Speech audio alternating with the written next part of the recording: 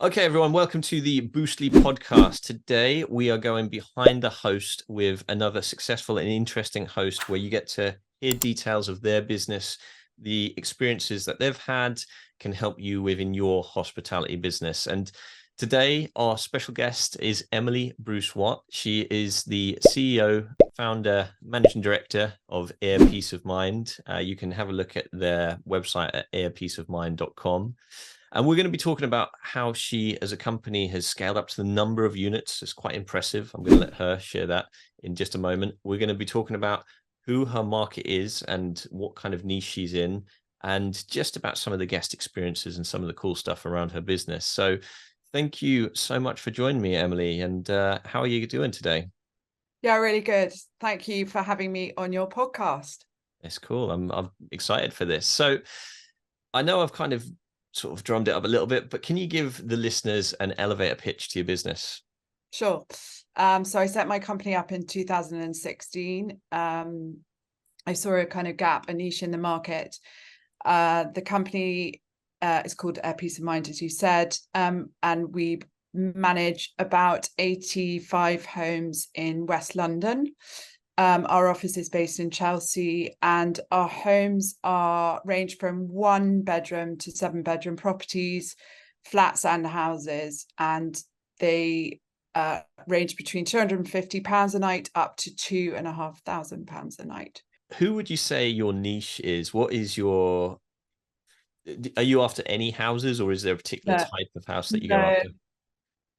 we're definitely after a particular type, and I'd say we are after houses that have a certain style and are houses that are loved. So they're loved, and they are very much either lived in by the owner, or they're a second home or a pied à terre, or the owner lives abroad, and when they come to London they like to stay there, and very much with the emphasis of that rather than a sort of holiday let, Mm-hmm. or it's furnished for guests. Yeah, it's basically an owner's home. So there's a lot of style, possibly history, and a sense of love, a real kind of sense of love of the home. That's really what we look for in the homes. And then, of course, obviously, in a certain area, and most of our homes are near tubes and buses, and central to transport links as well. That's kind of quite key. For the people listening, can you share why you go for that avatar and what the difference is, and why not go for the holiday homes? What is the benefit of going for the kind of homes that you're going for? I suppose I went for the homes that are loved and owned, as opposed to set up for holiday homes, for a number of reasons. I guess the actual company started off very, very quickly. I grew it very, very quickly, and it then became word of mouth. So each homeowner would then kind of tell their friends, and I have never advertised in 8 years. So it was a sort of knock-on domino effect. But I guess the reason why I went for the sort of loved styled homeowner homes is I actually really loved, when I set this up, the idea of a guest coming to stay in another person's home, as opposed to it's set up for a holiday let. And I think going into that a slightly further, there's an emotion attached to it. And I really wanted to understand and deliver a service to the actual owner, knowing that I was basically looking after and responsible for one of, if not their biggest asset. And so there was a sort of emotional attachment, and I felt there was a gap in the market for having that responsibility and very much keeping it niche and boutique. I've never looked to grow it to hundreds of homes. I wanted to deliver a really, really good 5-star service to both the homeowner and the guest, but with that kind of trust and understanding of what I was. Is there any drawbacks to go looking after that? Because you mentioned there's lots of emotion involved. So is there ever the time where there's too much emotion involved for the owners and they're worried about hosting people in their home? To a point. I think you've just got to understand it, and I'm very fortunate in the sense that I actually Airbnb short let, and I sometimes say Airbnb. I've got to be careful about that, but I used to short let my own home when I started it in order to I didn't have any investment, so I actually short let my own home and went to live in Notting Hill and rented a bedroom. So I've actually done it as an owner too.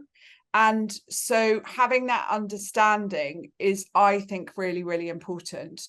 In terms of the drawback, I suppose you've just got to be very, very aware that people are more emotional. And as you say, they're going to care more and they're going to want that 5-star service. Equally, though, and I think this is another positive thing, we sometimes have owners going, how were they? How was their first night? You know, do they need anything? Can I get them an espresso machine? You know, so there's that. And I think that's really, really important. There's that partnership.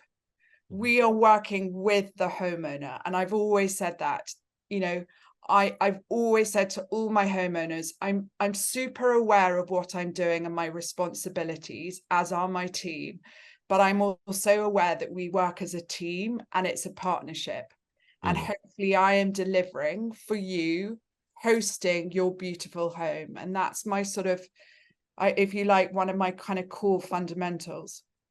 I like that. Like you say, you've lived the experience. You're also creating value for everybody involved, and yet absolutely spot on with the owners. Don't just care about, obviously they care about the money, but they don't just care about the money. They care about the experience that somebody's had in their home. Unlike sometimes when it's just an investment, people have got a distance from, you know, really they may see people who come stay just as pound signs, whereas people who invite people into their home while they're abroad, they want to know that they genuinely had a great time. The things they loved about the home is why they bought it, you know, is part of the reason why the people come to stay would enjoy it there too. So it's a really good point. Yeah, and I was just going to say that also they love hearing about the reviews. They love knowing about what the guests loved, and we are incredibly fortunate in the percentage of 5-star reviews we get, and they love to know, you know, the feedback. And there is that sort of wonderful link between the host and the guest, and they never meet ever, very, very rarely. And yet there's this link between, you know, computer screens, if you like, of we loved your home and please thank them. And I love that part of it. I really do. The human element. And as a tip for people listening, it's something I do in my hospitality business, is if you're getting reviews, share them with the owners. We create WhatsApp groups in my business for the owners. And as soon as we've got that review, it's shared directly with, good or bad, it's shared directly with the owner. And that creates two things. First of all, they get to see the human element, which is exactly what you're saying there. And also it reminds them that, you know, day in, day out, we're doing a good job as a management company as well. So which is cool. And I think there's a lot of work that goes behind the scenes in order to create those reviews or receive their reviews. It's quite a sort of, you know, there are often 5 or 6 points that you're marked on. And as you say, I think it's a really good way of showing the host, you know, what you're doing behind the scenes in order to create this wonderful experience. Having a blast, gonna get it on the Boostly podcast. Boostly like Bruce Lee, cause it's so hard and the T is loose leaf. Making up those rhymes, don't write it, just do it loosely.